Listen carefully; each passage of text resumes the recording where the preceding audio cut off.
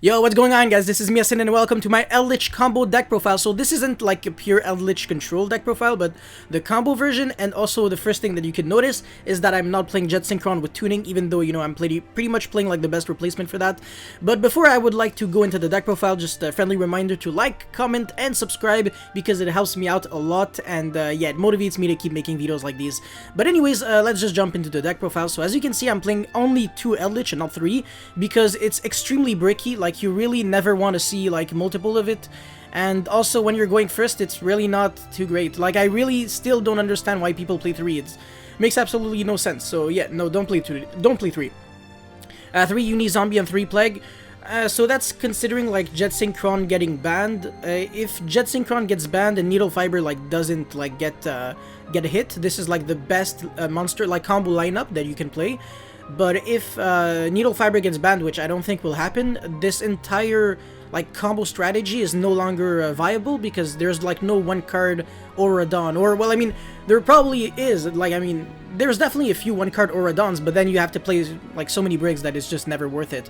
And yeah, sure, you can say, oh, you can't afford the space in the extra deck because it's Eldlich, you don't really need the extra deck. Like, the only monster that you inherently summon is like Pleiades with like BLS Link and the rank 10 Shrines, but that's kind of it, honestly. You don't really go into like anything else. So yeah, but no, I wouldn't play like any combo oriented version if Needle Fiber gets banned. If Needle Fiber gets limited and Auradon dodges the ban list, literally nothing happens. You just keep doing the exact same thing. And if Link Cross gets banned, once again, that doesn't really change anything because the main combo that makes VFD and draws a couple of cards, you can still go for that. So no, I definitely do think that right now they won't really do a ban list that affects the game too much, but yeah, just better be safe than sorry. If they ban Jet Synchron, nothing changes. Plague Spreader Zombie is actually a really unique card because even though you don't discard, so obviously you don't get the value if you discard like an Eldlich card, it makes it so you can actually combo when you draw the O-Line, because O-Line is actually a Garnet. You can't special summon it from hand with Auradon. It has to be special summoned from deck. It's not like the Deskbot one that you can summon from hand with Needle Fiber. So O-Line is just like very bad to draw. But if you draw Uni Zombie or Plague as your, well, I mean, they're your only one card starters basically. If you draw these and your O-Line, well, you're good because Plague Spreader just puts back the O-Line and then you can fully combo. So yeah, and also a lot of people gave me like the argument, oh yeah, Jet Synchron is definitely ban worthy because unlike the other one card Needle Fiber, Jet Synchron is actually searchable. That's the dumbest argument I've ever heard in my entire life, because in a way you can also say that Jet Synchron is an unsearchable 6 of. So saying that Jet Synchron is better than the others just because it's searchable is incredibly stupid. Like, it's a 3 of that's searchable by a 3 of. Plague Spreader is a 3 of that's searchable by a 6 of. I mean, by 2 3 ofs like Uni Zombie and Shiranui Solitaire. The only reason I'm not playing Shiranui Solitaire is because unlike Uni Zombie, when Solitaire gets ashed, you're screwed. And if you get ashed on Uni Zombie, well, it's just that you don't have a 1-card combo, but if you have any other extender like Magician Souls or even Eldlich, you're like, it's kind of like nothing happened. It literally doesn't change a thing to your life. So obviously ashing Uni Zombie is incredibly stupid, but you know, like the average IQ of human beings is 100, so you really shouldn't expect people to do the appropriate plays every single time. But yeah, I mean, these 2 cards are really obvious because they're part of the combo. I don't really want to showcase the combo once again. People have already done that, and I don't want to take credit off of other people that have showcased the video, like the combo video, before me. So there's really no reason to do that. And this is another thing, by the way, another topic that I can bring. I really can't make a lot of, I can't really break a lot of decks if people have already, like, broken it before me, because what am I gonna do? Like, watch their combo video and then copy them? No, I really want to come up with my own spice. So this is why sometimes my videos aren't necessarily the best, because it's really just my pure invention and really no one else's, basically. But yeah, anyways, for the hand trap lineup, I'm playing 9. Infinite should be like next to the DD Crow. But DD Crow is not once per turn, Infinite is not once per turn, and Ash is the most flexible. So that's kind of like my mentality when I play hand traps. I don't really necessarily go for always the most, like the biggest ones. Like Nibiru, it's just like, it's so much better in theory than in practice, and then when you play it, you're like, ugh, it sucks. Like, seriously, it just always gets negated. I hate the card. Like, yeah, sure, it has a lot of synergy in this deck because you can abuse the same Nibiru infinite times, but I don't care. I mean, infinite times. Like 7 times. Yeah, because you have 3 cards to stop you from summoning non-zombies here, and then 3 there. So yeah, 7, I guess. Yeah. But no, I'm not a big fan. And DD Crow is very good against control decks. It's still, like, okay against combo decks, even though it's, like, less good.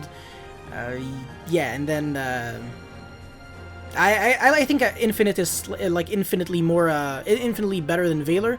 Infinite can also negate your opponent while he's under, like, Appaloosa or Rafflesia or Call by the Grave, whereas Valor just can't. So, if anything, you can swap DD Crow for Valor, but I wouldn't swap Ash or Infinite. They're, like, kind of the best, and Phantasme is just not generic enough, and the impact of Phantasme is, like, 0.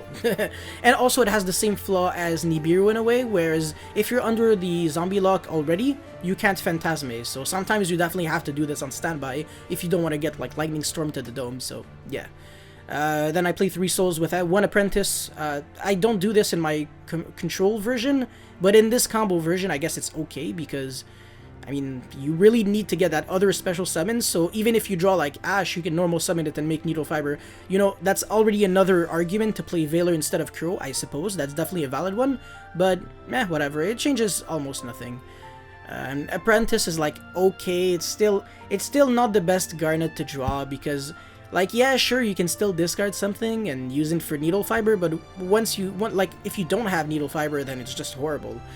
But yeah, 2 Black Awakening, because once again, it's not a real starter. I think it's a really good card in the more pure build, but there's no, I wouldn't say, like, I don't know, I wouldn't even play the pure version right now because it's just, it has so many uphill battles, I guess I want to say, and this version is also decent. I think this is like tier 1 status, and the combo the control version is, it's also tier 1, but on a different level. It has other good matchups and other like bad matchups. It's like, it almost feels like you're not playing the same deck. It's just like, yeah, sure, you're playing the same strategy like Eldlich cards, but since you're not playing like all these combo heavy cards and not necessarily all the hand traps, it definitely does feel different. And also that version plays Pot of Extravagance, and you can play like other real trap cards like Solemn Strike, Floodgates, etc. And in case you were wondering, that is actually the deck that I play myself personally. It's just I don't really want to show it right now, but yeah.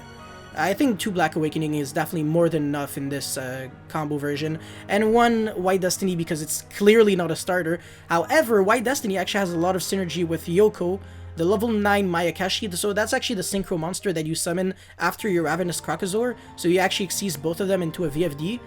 Once again, this combo is very obvious because you can already see like the Garden Rose Maiden and Coral Dragon, so you already know that Garden Rose Maiden will be reviving back Coral Dragon from your grave, and then you sync that off with the level 3 O-Line token, and then you just make your second level 9 monster, and then that's VFD. I think it's also 3 draws, or 2 draws, I forgot. But yeah, it's just a 1-card combo. It's VFD plus a few draws, so definitely really cool. 3 Golden Castle of Stromberg, haha, good joke, yeah. Literally have the exact same artwork, it's actually crazy. But yeah, I guess Clifford Scout is a good card, you know.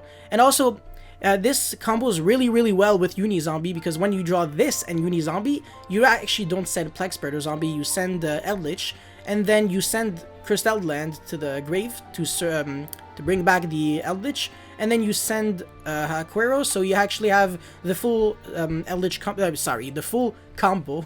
It's not even an Eldlich combo, it's just a combo, because every deck in the game can do it. You have the full combo, and you have Conquistador with Scarlet during the end phase, or White Destiny, I guess, since you already have that Eldlich in the grave, so yeah. Actually, to a certain extent, you could even say that White Destiny could be a good card to set, because if your opponent top decks Ash for turn, they can't Ash your Scarlet, so your Conquistador has a 100% chance of succeeding. However, I think that's totally overkill, because you already have VFD, so during your opponent's draw phase or standby or whatever, you just VFD call Fire, I mean, if you're that scared of Ash, and then you can, right after doing that, Scarlet, and then actually you can have this instead, or, yeah, I mean, it really depends on what you're scared of, honestly. You just have so many options, but Uni-Zombie plus Cursed Eldland is definitely very insane, so yeah. Upstart, since you're not playing Pot of Extravagance, if you were playing Pot of Extravagance, Upstart would be horrible, So yeah, and then 3 infinite, 3 blah blah blah, blah, blah, I already explained all of that. Hakuero is just, you gotta play 3, honestly. Like, once again, sure, DD Crow does the exact same job, so once again, if you don't like DD Crow, just play Effect Veiler instead. And only one of the counter trap. I don't think you necessarily have to play too many, since your deck is already very aggressive enough, and you can actually close the game out in, like, just, like, so quickly, honestly.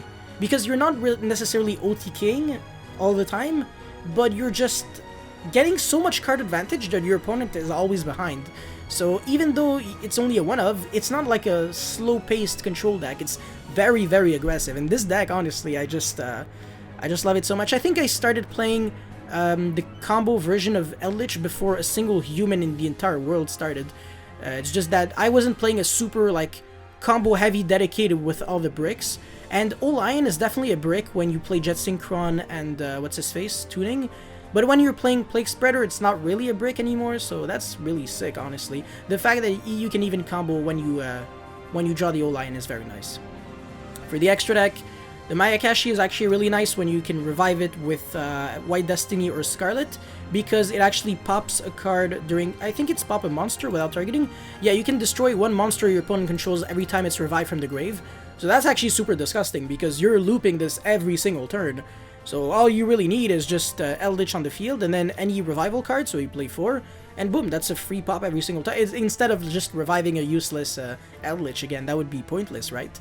So it's also better than Vermilion, because Vermilion realistically doesn't have a real effect. Like, you really think you can actually go, like, do the full combo going second? Like, through, like, interruptions? Hell no. Like, going second, you're clearly going for a different route. So, Vermilion, even though it can pop a card, you can't use that effect turn 1 because you're going first, and going second, well, it's just not gonna happen. It's hilarious. Krakasaur, it's a draw card. The card's insane, so that's why I said, like, you can draw 3 cards, because there's one from Formula, and then one from Ravenous, and one from Coral Dragon, so yeah. VFD plus draw 3. It's nice. Maybe I'm missing one draw, actually. Maybe. I don't know. Yeah, anyways, Trishula, because it has good synergy with Shooting Riser. You can, just Needle Fiber alone is already Trishula during your opponent's turn, because you summon any tuner in the entire game. So even if you don't want to, like, play these, totally fine. You can still Trishula during your opponent's turn. All you have to do is summon your tuner, and then Link Cross with the Needle Fiber, summon 2 tokens, and then use the tuner with Link Cross, make Needle Fiber. So if you can follow me, I have Needle Fiber and 2 tokens. During my opponent's turn, I summon Shooting Riser. I don't use the effect. And then I tag out Shooting Riser for Trishula. The reason why I can't use the effect is because Shooting Riser is actually going to lose levels, and then you can say, oh yeah, but just quick sync with Shooting Riser so it stays level 7. Well, you can't, because Trishula is an optional 1 effect. So if it is summoned as a Chainlink 2 or higher, you cannot use its effect. It's exactly like the Yang Zing monsters.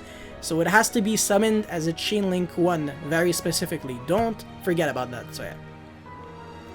TG Wonder Magician, that's just one of the best cards, probably the best card when Needle Fiber just gets ashed, because nothing really happens. I mean, TG Wonder Magician is already a good card. It's like a spell or trap interruption, and then when it dies by battle, only by battle, right? Why can't I... If this card on the field is destroyed, yeah, draw 1 card. I think that's really good. So it has a few effects, and also you can quick sync, but like... not much that you can quick sync with. I mean, if you, I guess with the level 5s, you can maybe make like a, I think it's, the card, I think it's called White Aura Biphomet or something like that. I think it's like a giant dolphin that summons like a token on your opponent's field. I know some people played that card because it deals like 6400 damage, I think, as a follow-up, so it's good. You can do that, or you can summon Leo, the Keeper of the Sacred Tree, which does absolutely nothing, and I don't recommend it. And also, I'm not even sure if you can summon it, because it has... No, actually, maybe it's just the generic level 10 synchro. But yeah, please don't play that. You don't necessarily need to use TG Wonder Magician as a card to like tag out, but just being able to float and pop a spell trap is nice, and it's that insurance policy when Needle Fiber gets negated, so that's just the main reason. Garden Rose main is involved in the combo, Martial Marcher, Formula, Link Cross, double Needle Fiber, because I already explained that with the Trishula play, and then Auradon and El Mirage in case you draw Plague Spreader. So Plague Spreader is a 1-card combo the exact same way Unizombie is, except that you need El Mirage, that's it. Yeah, literally the same thing. This is why I keep saying, like, Jet Synchron is just a 6 of, Plague Spreader can be a 9 of, so your argument sucks. For the idea section, because that's it for the deck, I don't think I have to add anything else. For the idea section, really, Sphere Mode is just insane, because you can easily side out the combo section, combo-oriented cards, because people might just side Dark Ruler, no, not Dark Ruler, Nibiru and stuff like that against you, so, I mean, if you side out your combo cards and you bring in, like, other cards, then you're gooch. You don't have to worry about these cards anymore. So yeah, Sphere Mode is definitely a good one, because you don't really need your normal summon that much. Pancratops is also very good, but even, you know, it's just a one-of. Border is also an amazing one. Like, they really don't see it coming when you're playing combo. Like, I'm not going to say it's necessarily needed, but let's just say you're playing against, like, Altergeist and you're playing that combo. You know, it could be a potentially good idea if you're, like, also trying to play around Nibiru, but, you know, it's up to you. But Border is just, I still think it's a really, really good card. And going second, it can also be good against certain decks as well, so yeah. Shirano Sage, I already explained that, and then the level 9 synchros that you don't necessarily need. Cloud Castle is a cute one, but not needed at all. Boral Savage, TG Hyper Librarian, and Herald of the Arclight are part of a completely different combo, so once again, they're like kind of a backup in case this combo dies, but I don't think it's gonna happen.